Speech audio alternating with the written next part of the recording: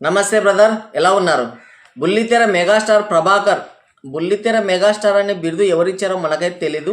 బహుశా ఆయన ఏమన్నా సీరియల్స్లో ఓ రేంజ్లో నటించేవాడేమో, అంతగా మనకైతే తెలియదులే. కానీ సరే, మొత్తానికైతే ఆయన ఓ రేంజ్లో ఉన్నట్టే కనబడుతుంది. బుల్లితెర మెగాస్టార్ అంటే నాకు తెలిసి బాగానే సంపాదించి ఉండొచ్చు, బాగానే మంచి పేరు ప్రఖ్యాతలు కూడా వచ్చి ఉండొచ్చు. మనకైతే కంప్లీట్గా తెలీదు.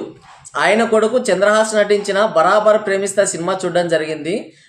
ఈ సినిమా చూసిన తర్వాత నాకేమనిపించిందంటే, ప్రభాకర్ గారికి నేను ఒక్క విషయం చెప్పదలుచుకున్నాను. మీ దగ్గర డబ్బులు ఉంటే చంద్రహాస్ గారితో మంచి ఏదైనా బిజినెస్ పెట్టించండి, లేదంటే మీలాగే సీరియల్స్లో కంటిన్యూ చేయించండి. అంతేకాని అనవసరంగా ఇలాంటి వరస్ట్ కంటెంట్తో, వరస్ట్ బిహేవియర్తో సినిమాలు చేసి అనవసరంగా డబ్బులు పోగొట్టుకోవడం వేస్ట్. నాగార్జున, మోహన్ బాబు వాళ్ళ కొడుకులే సినిమా ఇండస్ట్రీలో నిలబడలేకపోయారు.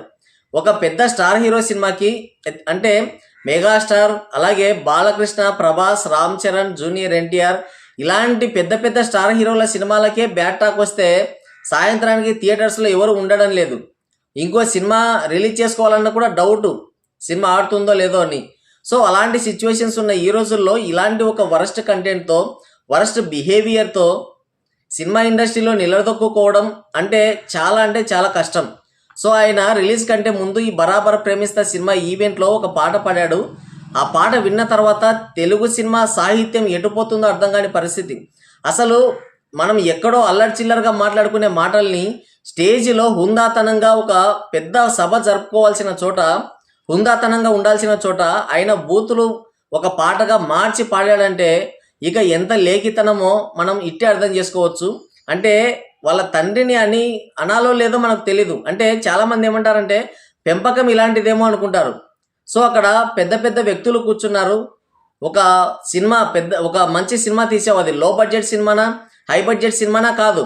ఆడియన్స్ని అట్రాక్ట్ చేయాలి నీ హుందాతనంతో, నీ బిహేవియర్తో ఆడియన్స్ని. సరే, ఒక చిన్న హీరో ఏదో వచ్చాడు, అతన్ని ఎంకరేజ్ చేద్దామని ఆడియన్స్ అనుకోవాలి.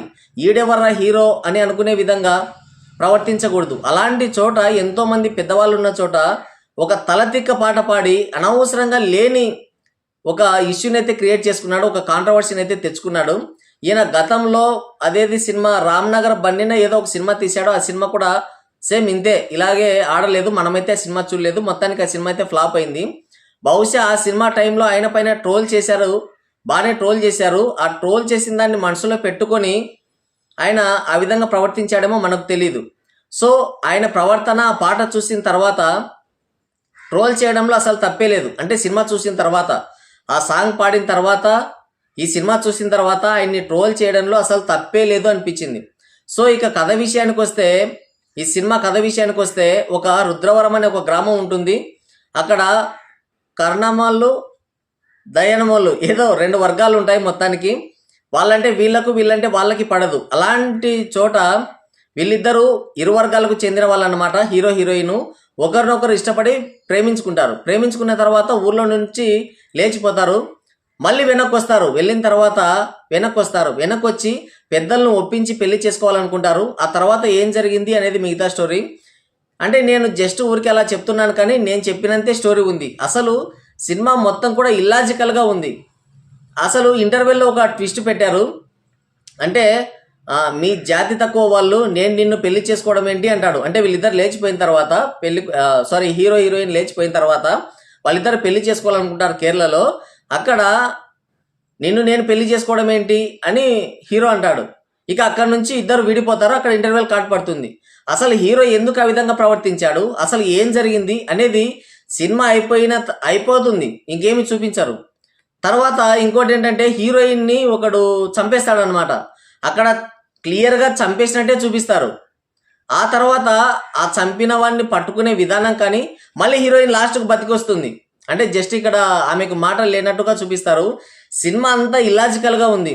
ఇక ఆయన యాక్టింగ్ విషయానికి వస్తే, అదే చంద్రహాస్ యాక్టింగ్ విషయానికి వస్తే, డ్యాన్స్ ఒకటి బాగా చేశాడు. ఆ డ్యాన్స్లో కూడా స్టైల్ కానీ, గ్రేస్ కానీ ఇన్కంప్లీట్గా ఉంది. ఆ స్టెప్స్ కానీ ఏదో ఊరికి ఇలా ఊగినట్టు ఉంటుంది, కానీ అది నిజమైన డ్యాన్స్ కాదని నా అభిప్రాయం. ఢీ షోలో కూడా అంతకంటే మంచి డ్యాన్స్ వేస్తారు. అదే డ్యాన్స్ అనుకుంటే ఇక మనం ఏం చేయలేం. ఇక యాక్టింగ్ విషయానికి వస్తే ఖచ్చితంగా ఈ సినిమాకి ఎటు లేదన్నా కూడా ఈ రోజు రేపు చూసుకుంటే, ఈ 3 రోజులు చూసుకుంటే ఒక 1000 టికెట్లన్నా తెగుతాయి. ఖచ్చితంగా 1000 టికెట్లకు వచ్చిన డబ్బుల్ని తీసుకెళ్ళి ఆయన ఒక యాక్టింగ్ స్కూల్లో జాయిన్ చేస్తే బాగుంటుంది. ఇంకా వద్దు, దాని గురించి యాక్టింగ్ గురించి మనం అసలు మాట్లాడుకోకూడదు. ఇక హీరోయిన్ విషయానికి వస్తే ఆమె మిస్ ఇండియా కాంపిటీషన్లో ఫైనల్కి వెళ్ళిందని చెప్పారు. సినిమాలో చూస్తుంటే ఆ ఫీలింగ్ ఎక్కడ లేదు. ఆమె కూడా సరిగ్గా యాక్టింగ్ చేయలేదనిపించింది. అసలు మీరు థియేటర్లో సినిమా చూస్తుంటే మనం నిజంగా సినిమా చూస్తున్నామా లేదంటే ఏదన్నా షార్ట్ ఫిలిం చూస్తున్నామా అన్న ఫీలింగ్ కలుగుతుంది. షార్ట్ ఫిలిం కూడా అంతకంటే బెటర్గా తీస్తారేమో అని కూడా అనిపించింది. అంతంత డబ్బులు పెట్టి ఎటు లేదన్నా కూడా ఈ సినిమాకి ₹1,00,00,000 వరకన్నా పెట్టుంటారు, పోనీ 50 లక్షలన్నా పెట్టుంటారు. కానీ క్వాలిటీ చూసుకున్నా వీళ్ళ యాక్టింగ్ చూసుకున్నా కూడా మనకు ఎక్కడ కూడా ఒక సినిమా చూస్తున్నామన్న ఫీలింగే కలగదు.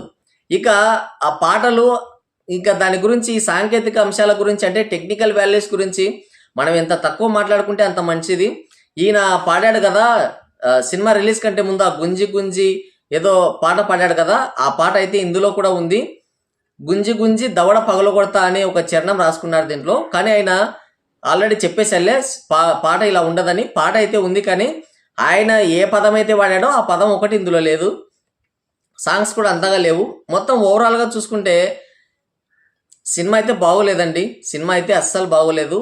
ఇంకా ఏం జరుగుతుందో అర్థం కాని పరిస్థితి. తెలంగాణ అనే ఒక యాసను వాడుకున్నారు కానీ అక్కడ ఒక స్టోరీ లేదు, ఒక స్క్రీన్ ప్లే సరిగ్గా లేదు, ఉన్న ట్విస్టులు కూడా సరిగ్గా చూపించలేకపోయారు. ఏదో 2 ట్విస్టులు చూపించారు. ఒకటి ఇంటర్వెల్లో వీరిద్దరు అంటే నీ మెల్లో నేను తాళి కట్టాలన్నా మీ జాతి తక్కువ అని చెప్పేసి హీరో అంటాడు. వాళ్ళు ఎందుకు విడిపోయారో తెలీదు. ఇంటర్వెల్లో కార్డ్ వేస్తారు, నో యూజ్. ఆ సినిమా అయిపోయిందా అసలు చూపించారు. తర్వాత హీరోయిన్ని చంపేసినట్టు చూపిస్తారు. అక్కడంతా ఇల్లాజికల్గా ఉంటుంది. ఇంత సిల్లీగా ఇంత డబ్బులు ఖర్చు పెట్టి ఎలా సినిమా తీశారా బాబు అనిపిస్తుంది. డైరెక్టర్ ఫెయిల్ అయ్యాడు, హీరో ఫెయిల్ అయ్యాడు, మ్యూజిక్ డైరెక్టర్ ఫెయిల్ అయ్యాడు, అసలు సినిమా మొత్తం ఫెయిల్ అయింది. లాస్ట్కి ప్రొడ్యూసర్ని మాత్రం బలి చేశారని చెప్పాలి.